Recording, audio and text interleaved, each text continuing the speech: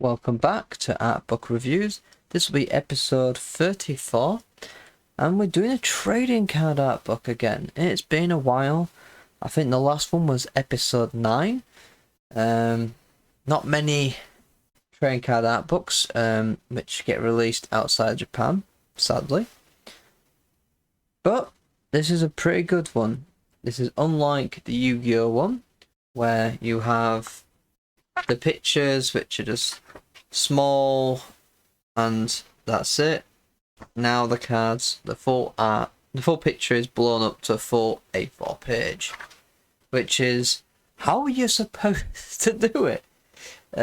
You buy a trading card art book, you get it because you want the artwork, not little pigeon-sized holes. This was standard price for the art books, I think around 30-ish, but that was back in 2015, so now it will set you back considerably more, which is a shame. Unfortunately, this isn't mine. I'm gonna have to find a way to get this off said friend, because I'm a massive Force of Will fan, so getting to see the artworks in full size is very nice. So because it's modified versions of the images, because it's massively blown up versions, this is definitely a tier 2 concept book. I think I set that rule in the first episode that if it's same out but massively blown up, I think I quoted trading cards, then I'll consider it a concept book rather than just a standard picture book. There is no written text in this book, it is purely just the pictures, but if you don't know much about Force of Will, Force of Will is quite well known for its artwork in the trading card world. Also really good card stock, but it's known for having really good pictures. So we'll start with that. Showing you some of these really good pictures. Although one thing I'm going to point out straight away, this bloody thing, it bubbles up here. That's really annoying. That is really annoying. So how it's being bound isn't particularly great. But you start off here straight away. You can see the absolute quality of said artwork. And it, this is what this card game was known for in many circles, was the amazing artwork. You could have beautiful characters, you could have epic combat scenes, someone going proper blaze to the wall in combat. You had some absolutely amazing. My God, it's not easy to turn pages. But as well as being amazingly good artwork, it was also known for a few other things. Creativity and lack of censorship. Let's get away from that, and even more so on that one. Yeah, lack of censorship. They didn't censor any cards from the Japan to the West, which is a nice change, because you get things like Yu-Gi-Oh, which overkill their censorship to stupid degrees.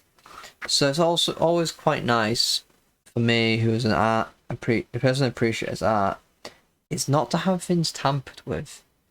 Especially after you put your name to a piece of art and then someone tampers it and then sends it out there with your name still attached. I wouldn't be too happy with that. But I'd say this is from 2015, so it's obviously been quite a few years since this point. There's loads of artwork you're not going to get. Hopefully they've done other books like this, although if they did, they didn't release them outside Japan, sadly, so they're going to be hard to get.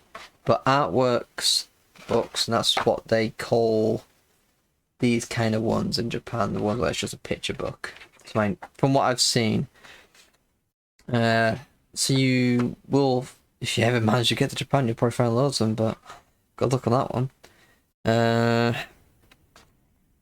But yeah, this is what I've really appreciated. If you want to have a book which just has things from battle scenes, dark things, to pretty things, to cute things, you get a nice range of things. There's a stab each other. Yeah, like some pretty epic stuff.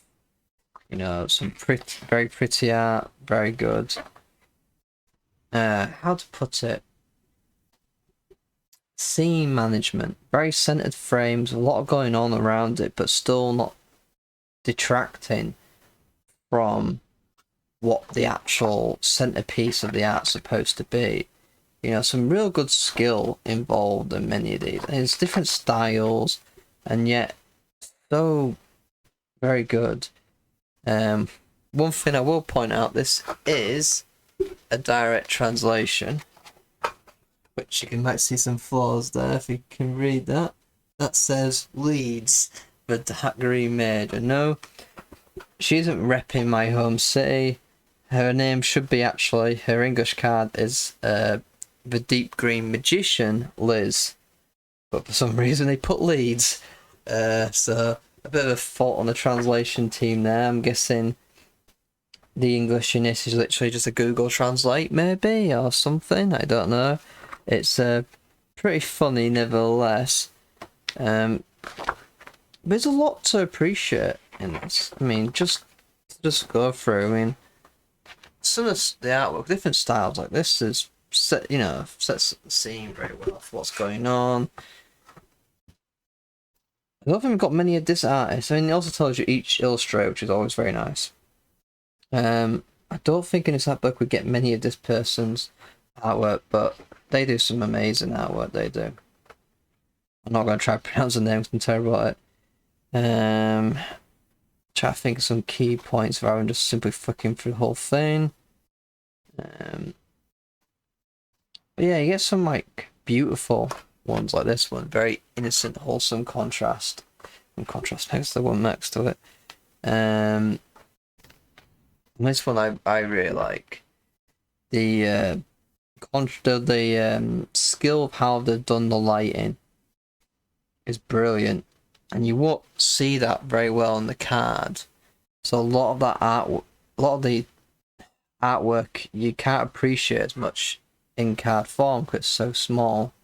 But in the art book, this side, so to say, it's great. And there's other, you know, even some Yu-Gi-Oh art and stuff. You have the same thing, and it's just a shame that we don't have A4 size of them, because, you know, it's so good to see how much effort the artist has put into them and actually, you know, appreciate it fully rather than a cropped down version of it. It's a nice little landscape shot there. That's really nice. So let's try to find a few key points that I pulled out earlier. Yeah, if you don't know this card game, for example, is a good thing to point out, is the actual website of this, of Fossil Will. Actually, they post so much lore, like stories for the world, and each set has its own story, character backgrounds, and whatnot. You know, for example, there's multiple different dimensions of Little Red Riding Hood, which has become quite a big character now.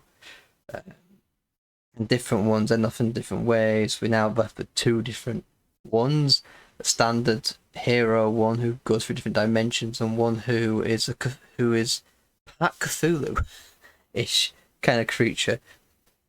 It's very fascinating. So if you want you don't even have to play the card game, I think, to appreciate this. You can look up the website and look up, you know, like, why does Snow White here suddenly turn into bloody Snow White? There's a probably from the arc time, from when they were going through many books. You know, where you want to learn about why John of Arc has gone on a path of hatred, or 1-Inch Boy.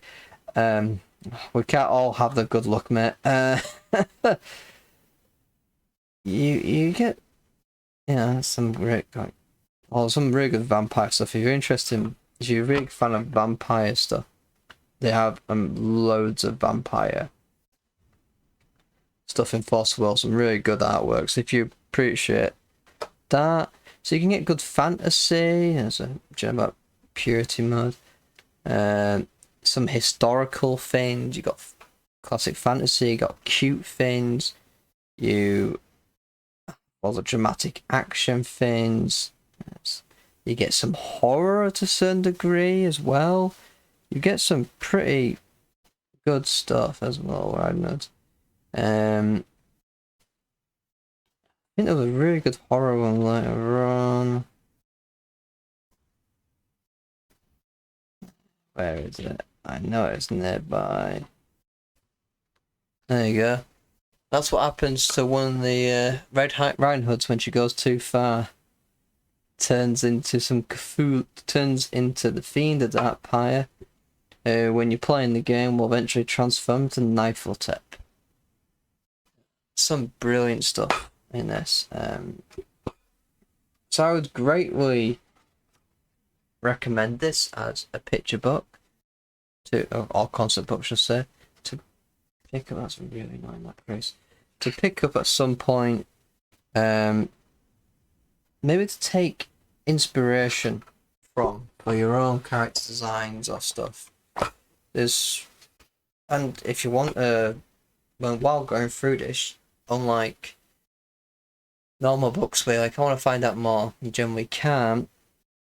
But with them, you can look online on their website or elsewhere. There's so much lore for each character and stuff. You can find out so much information about them, about why that scene has been set up in said picture. Which is great. It really is good. So for a standard picture / concept book, it's absolutely amazing. It's up there where you get some proper good quality art. You know, you got quite a lot. You got 200 plus pages. There's a lot to enjoy. Although it's gonna be hard to pick up now because it's 2015. I've seen some go for around 50 plus. Hard to if you do manage to find it. Now I'm talking about the UK. In America, apparently it is easier to get, and I think Spain as well.